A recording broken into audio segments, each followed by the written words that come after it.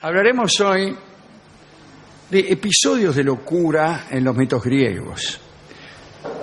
En la mitología griega, Manía es la personificación de la locura. Es una entidad parecida a las erinias y a todos los genios infernales, mitad dioses, mitad simples abstracciones que son agentes de la cólera divina. Manía es enviada, por ejemplo, a los que no observan los ritos y los vuelve locos. Es ella la que los precipita en las catástrofes e impulsa a los distintos personajes a cometer horribles crímenes. Pero más famosas que Manía, que apenas si tiene historia mítica, son las erinias, que, según se dice, nacieron de las gotas de sangre con las que se impregnó la tierra cuando Urano fue mutilado. No reconocen la autoridad de los dioses y no tienen más ley que la propia. Incluso Zeus, el príncipe del Olimpo, debe obedecerlas. Se las representa como genios alados, con unas serpientes por ahí entremezcladas en la cabellera y llevando en la mano antorchas o látigos. Cuando se apoderan de alguna víctima, la enloquecen y la torturan de mil maneras. Su mansión es la tiniebla de los infiernos, el Erebo o el Erebo. Castigan el exceso, especialmente la ibris, que tiende a hacer olvidar al hombre su condición de mortal. Además, prohíben las erinias a los adivinos y profetas revelar con excesiva precisión el futuro, es decir, liberar a los humanos de su incertidumbre y asemejarlos en demasía a los dioses. Los oráculos son oscuros, entre otras cosas, porque las erinias le prohíben la claridad. Y también, esta es quizás su tarea más famosa, enloquecen al asesino. Vuelven loco al asesino, que deberá, para curar su locura, exiliarse. Ostracón. Pero esta fue una tradición fortísima. Sí. Cada tipo que cometía un crimen debía ir a purificarse a otro estado. Lo que pasa es que la Hélade, la Grecia, integrada por numerosísimos estados, permitía que uno se considerara exiliado Siendo a la polis más cercana. Siendo a la polis más cercana, que por ahí era Verazategui. Sí, claro. Sí, más o menos. La distancia de Patmos era esa. Bueno, entonces, una vez que se purificaba en el extranjero, por decirlo así, podían volver y las eriñas lo dejaban en paz. Pero el asesino básicamente era castigado con la locura. Otras divinidades que vuelven locos a los hombres son las linfas. Estas diosas castigan de esa forma al que las mira. Algunos las identificaban con las náyades. Las náyades son ninfas del elemento líquido y poseen virtudes curativas. Pero quien ofende a estas chicas con su mirada también enloquece. Queda poseído por ellas y atacado de enajenación mental. Es una linda alegoría el pensar que mirar a alguien te puede enloquecer. El poder de la mirada siempre ha fascinado a los poetas de toda la asa.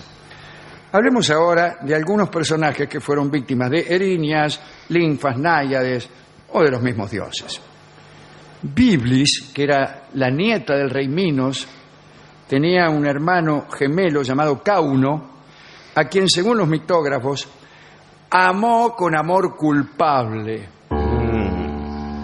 Horrorizado de su hermana, Cauno huyó de Mileto, su patria, y fundó la ciudad de Cauno, en Caria. A Biblis el dolor la enloqueció y anduvo errante por toda el Asia Menor. Y en un momento totalmente fuera de sí, se dirigió a un peñasco para precipitarse desde lo alto. Las ninfas, apiadadas, la transformaron en una fuente inagotable, como las lágrimas de la doncella. Yo no sé si prefiero estar loco o verme transformado en una fuente inagotable. No. Bien. Un caso particular de locura fue el de Cleómedes. Era un héroe de Aspipalea. En los Juegos Olímpicos, en el combate de pugilato, había matado a su adversario, Leo de Epidauro, con una piña en el mentón. Parece que los árbitros no lo declararon vencedor porque dijeron que había luchado de modo desleal. Cleómedes, que había prometido a su ciudad el triunfo, se volvió loco y de regreso a su patria derribó la columna que sustentaba el techo de una escuela y causó la muerte de unos 60 alumnos. Sí. Un mito raro, tiene lleno Sí, de la crónica, ¿no? Luego, perseguido por los habitantes, se refugió en el templo de Atenea. Nadie entró y nadie volvió a ver a Cleómedes, el pugilista loco. Hablemos de Ixión. Siempre me gustó esta historia, la de Ixión. Era un tesalio, allá donde los caballos. Los caballos, claro, bella patria, los caballos. Que reinaba sobre los lapitas. Parece que Ixión se quería casar con Día, hija del rey de Ioneo, y al pedir la mano de la joven, formuló grandes promesas al padre. ¿Vio cómo es uno? Y sí. Ah, sí, le voy a comprar un chalecito. Cuando ¿Cuál? después de la boda, le reclamó los presentes ofrecidos, Ixión lo arrojó a un pozo lleno de brasas ardientes. Tomá, muy bien. El tipo fue y le dice, che, ¿dónde están los regalos que me prometiste? Y el otro agarró el fondillo de los lienzos y lo tiró a un pozo que previamente había llenado con toda astucia de brasas ardientes. Él inventó el asado con cuero. Claro. Así que se había hecho culpable no solo de perjurio, sino también de asesinato. Por tal motivo los dioses lo enloquecieron. Bien hecho, está bien. El horror suscitado por este asesinato fue tal que nadie consintió en purificarlo. Es decir, no lo recibían en ninguna ciudad vecina para que se purificase. Solo Zeus se apiadó de él y lo libró de la locura. Sin embargo, Ixión todavía cometió peores canalladas. Se atrevió, por ejemplo, a enamorar a Hera, la mujer de Zeus, y trató de atropellarla. En ese momento, Zeus, para despistarlo, formó una nube semejante a la diosa. Muy bien. E hizo que Ixión se uniera a ese fantasma. Fantasma o no, de aquella relación nació Centauro, el padre de los centauros. Así que tan fantasmagórico no sería el asunto. Mucha nube, pero... Ante ese nuevo sacrilegio, me refiero a esto de desear a la propia mujer del príncipe de los dioses, Zeus decidió castigar a Ixión. Lo ató a una rueda encendida que giraba sin cesar y lo lanzó por los aires. Y como para purificarlo, le había dado a probar la ambrosía que confiere la inmortalidad. Ixión sufre su castigo, aún hoy, sin esperanza de que termine jamás. A menudo el castigo de Ixión se ubica en los infiernos, en el Tártaro, al lado de los grandes criminales. Aquí lo que llama la atención es el episodio de la nube, igual a Hera, con la cual Ixión se une y engendra a Centauro. Por una raza heroica, además, la de los centauros, y que tendrían tanta trascendencia, ¿no? Digo, aquella nube, que era una mentira, produce efectos reales. Y es que para el enamorado, la mentira y la verdad importan poco. A Ixión le resultó tan funcional aquella nube que hasta le dio un hijo. Esos son hombres. Infeliz fue también la vida de Aura. Ajá. Dice aquí que Aura significa la brisa. Mentira, Aura significa justamente ahora. Claro, como todo el mundo sabe, la voz de Aura. Era hija de Peribea y del titán Lelanto, veloz como el viento, es decir, unos 40-50 kilómetros por hora. Se dedicaba a cazar con las compañeras de Ártemis, la diosa de la caza, ¿no? Dioniso se enamoró de ella y en vano trataba siempre de alcanzarla en sus carreras, porque la doncella era más veloz que Dioniso y siempre conseguía escapar. Pero un día, Dioniso le suplicó a Afrodita, la diosa del amor, que intercediera. La diosa siempre... Sí, era medio así. Y la diosa, cediendo a la demanda de Dioniso, que también era un dios, la hizo enloquecer a esta chica de forma tal que a la carrera siguiente daba pasos lentos y pausados.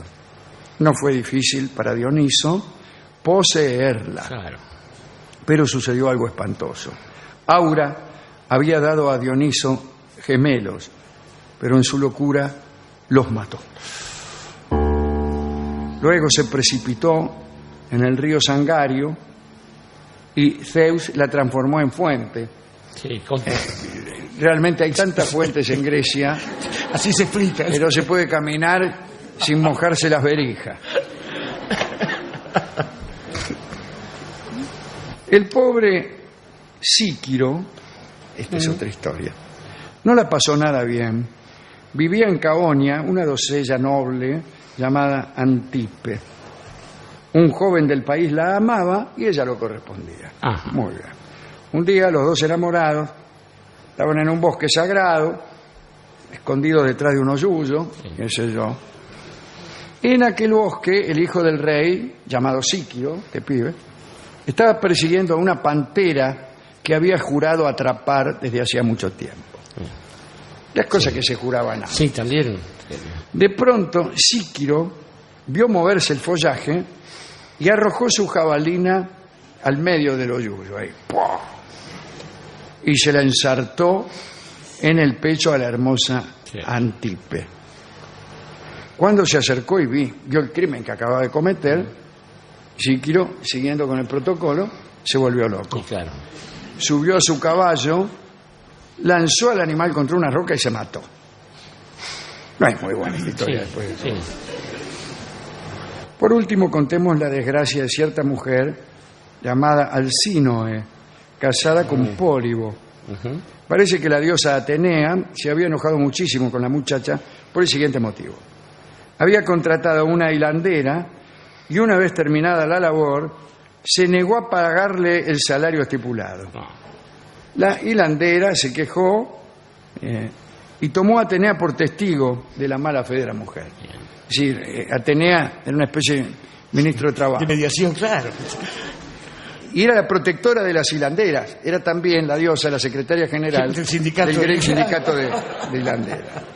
Entonces enloqueció Alcínoe, Bien hecho. y enseguida la muchacha se enamoró, porque estaba loca, perdidamente de un viajero de Samos llamado Janto. Abandonó su casa, su esposo, sus hijos, y empezó a seguir al tipo en todas sus travesías. Un día, a mitad de camino, volvió en sí y, presa de la desesperación, la desgraciada Alcínoe se arrojó al mar. Es decir, acá, en casi todos los casos, se vuelve de la locura para ir a un lugar peor, Sí, realmente líquido la muerte siempre, sí. o la fontanización. Qué es espantoso.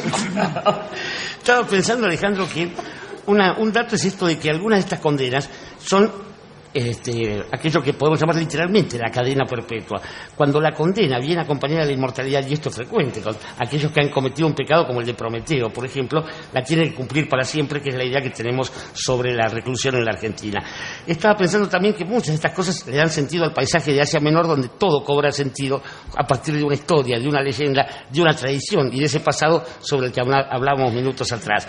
Pero yendo un poco más atrás, la locura, lo hemos dicho muchas veces y yo no me canso de que lo repitamos porque creo que es importante, la locura es una maldición, es realmente un castigo, es la degradación más profunda que puede sufrir un ser humano y a tal punto... Así lo entendían los griegos. Así lo entendían los griegos y buena parte de Occidente. Hemos dicho muchas veces esto, porque hay cierta colección de metáforas que dicen, bueno, es un loco lindo, esta hermosa locura que tiene este músico loco. No, bueno, es muy duro. Esa positivización del término y de la desgracia es falsa. Es absolutamente falsa. Es liviana, es muy liviana. Y el cristianismo, de algún modo, la asocia no ociosamente, con la posesión demoníaca, así donde esa persona empieza a ser un otro. Es más, lo que aparece a veces asociado con la locura, si no es la tontería. El loco del pueblo es en ocasiones el tonto del pueblo, aquel que por inofensivo puede decir cualquier cosa. Y no es verdad que los locos sean las personas que dicen la verdad cuando todos los otros mienten. No es esa. Más bien suele ser todo lo contrario. Un loco habla desde esa... no es por ahí que vamos a encontrar el remedio a nuestros males. No, claro que no. Y habla desde esa inimputabilidad. Eso habitualmente en mi barrio se llama más bien cobardía o excusa. Es interesante que estos númenes de la locura sean parecidos a los del destino, donde los dioses pueden generar esa maldición, pero no tienen potestad sobre ella. Justamente en la locura hubo históricamente a lo largo de toda nuestra civilización esta mirada de temor y de terror hacia la locura y de incomprensión, hasta que apareció el surrealismo. De incomprensión y de maltrato. Y de maltrato también. De exclusión, una cosa horrible. Realmente aterradora y vinculada también con estos mitos de algunas religiones. Digo, hasta que apareció el surrealismo, porque ahí algunas desgracias empezaron a verse como simpáticas, y así hay buena parte del arte moderno. A otros. Claro, justamente. Como ahora les pasa a algunos con la incultura, les parece que es simpática y paradigmática. Y ahí es entonces, en lugar de instruir a los que no saben, les hacen creer que lo bueno es lo que ellos hacen. Exactamente. Bueno, si un tipo habla mal, y entonces dice, bueno, pero este es el lenguaje popular. Bueno, tengo malas noticias. Banalidades y dicen, bueno, reivindican la clase de música que le gusta a un tipo que nunca escuchó nada. Bueno, lo que hay que hacer es educarlo y presentarle las posibilidades de que puede tener una vida más compleja y mejor. No pregonar sus taras como si fueran virtudes, claro, exactamente. Eso es una canallada de lo peor. Y justamente está en ese grado de complejidad lo contrario. La pobreza es dignificante, sí, claro. Está bien, pero dame un poco de la que tenés vos. Claro. Y justamente por eso digo, esto está en las antípodas del elitismo, a lo que se propende justamente al crecimiento del ser humano, de la persona. Así que no confundan, muchachos, porque a veces nos pasa que porque uno sabe inglés, entonces se vuelve un cipayo. Es al revés. Sí, claro. Pero bueno, pero finalmente lo que quería decir, Alejandro, es que la locura funciona de todos modos como inversiones del orden del mundo. Hay un orden que trasciende el de las leyes, y es aquel que hace que la Tierra gire en torno del Sol y que la galaxia tenga sus reglas. Por eso, cuando uno invierte esas leyes y se cree que es un planeta, por ejemplo, lo único que hace es girar sobre sí mismo. Tal vez eso explique que alguno que se pira un poco, la gente lo mire de costado y diga, ese es un revirado. Y Revirado es el título de un bellísimo tango de Astor Piazzolla que escucharemos ahora en la versión de su autor, que no estaba loco, para nada, sino que era un músico genial.